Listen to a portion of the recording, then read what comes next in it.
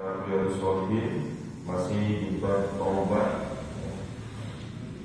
Selanjutnya kita akan membahas satu hadis yang lumayan cukup panjang ini. Wa Abi Sa'id bin Sa'ad bin Malik bin Sinan Al-Khudri, dan dari sahabat Abi Sa'id Al-Khudri radhiyallahu anhu, anna Nabi sallallahu alaihi wasallam, sesungguhnya Nabi Muhammad sallallahu alaihi wasallam beliau bersabda, kana fi man kana qablakum rajulun qatala tis'ata wa tis'ina nafsan. Jadi suatu ketika kata sahabat Abi Sa'id Al-Khudri, Nabi itu bercerita bahwa ada seseorang dari kalangan dari laki-laki sebelum kalian.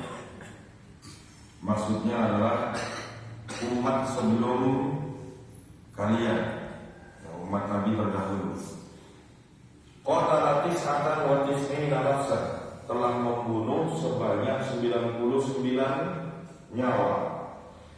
Masalah a'lami ahli al-ardi, kemudian dia bertanya kepada orang yang alim, orang yang dianggap punya ilmu dari penduduk bumi.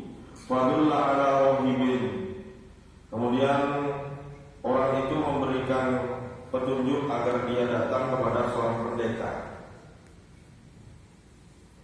Fa'atahu faqala, kemudian pembunuh ini datang kepada rahib tadi. Lalu dia berkata, innahu qatala tis'atan wa tis'ina nafsan, fahal lahu min taubah. Jadi sama orang alim tadi diarahkan ke pendeta, kemudian ditanyakan kepada pendeta itu, sesungguhnya orang ini dia sudah membunuh sebanyak 99 nyawa. Apakah ada kesempatan bagi dia untuk bertobat? Ini kisah yang sebenarnya masyhur, kita sering dengar ya. Faqala, maka rahib tadi menjawab, la, tidak. Ya, mana mungkin dia bisa bertobat, dosanya sudah terlalu banyak, kira-kira begitu. Sudah 99 nyawa dia bunuh. Namun dengan jawaban itu, faqatalahu fakamala bihi mi'atan. Ya, dia mendapatkan jawaban yang tidak menyenangkan itu. Akhirnya dia marah, dibunuh sekalian pendeta itu, sehingga lengkaplah dia membunuh 100 orang.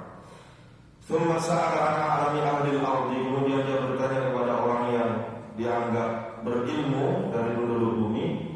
Fadulla ala rajulin alimin faqala, maka dia menunjukkan kepada seorang laki-laki alim, lalu berkata, innahu qatala mi'ata nafsin fahal lahu min taubah.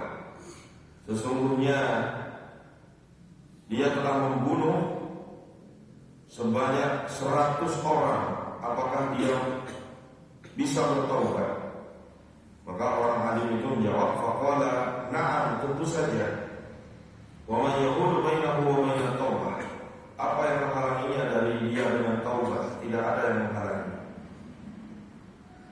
Maka kemudian orang alim ini memberikan saran, intolib ila ardi kada wa kada, fa inna biha unasan ya'buduna Allah ta'ala fa'budillaha ma'ahu.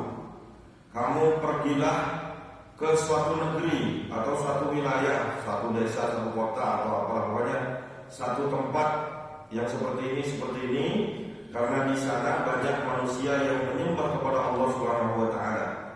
Maka sembahlah Allah bersama mereka di sana. Jangan kembali ke tempatmu lagi, karena disitulah kamu banyak bermaksiat, kira-kira begitu. Hijrah, pindah, cari tempat di mana banyak orang soleh di situ, ikut beribadah bersama mereka di sana. Wala tarji ila ardika fa innaha ardun sunnah. Jangan kembali ke bumi di mana kamu tinggal, karena di situ adalah tempat yang buruk. Fantalaqo hatta idza nasafa tariqa atahul maut. Kemudian dia berangkat menuju tempat yang disarankan itu. Belum nyampe ke tempatnya, atahul maut, maut keburu datang. Artinya dia mati sebelum nyampe tempatnya. Fahtasamat fihi malaikatur rahmah wa malaikatul adab. Maka datang padanya, kata Nabi SAW, dua malaikat, yaitu malaikat rahmat dan malaikat adab.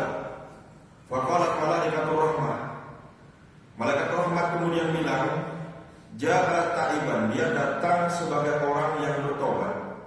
Muqbilan biqalbihi ila Allah Ta'ala, hatinya sudah menerima pada Allah Subhanahu wa Ta'ala.